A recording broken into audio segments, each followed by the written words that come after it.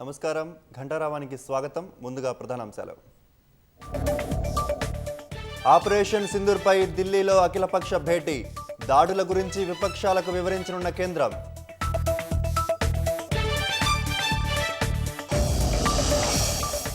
ఉత్తర భారత్లోని పలు నగరాల్లో హై అలర్ట్.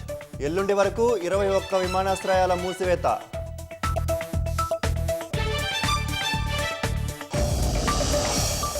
ఉత్తరాఖండ్ ఉత్తర కాశీలో కూలిన హెలికాప్టర్.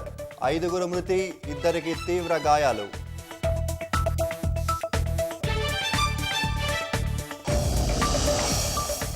వాజేడు అటవీ ప్రాంతంలో పేలిన మందుపాతర. 3 పోలీసులు మృతి.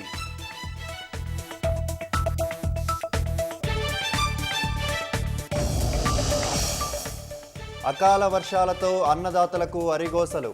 కొనుగోళ్లలో జాప్యంతో కల్లాల్లోనే పడిగాపులు.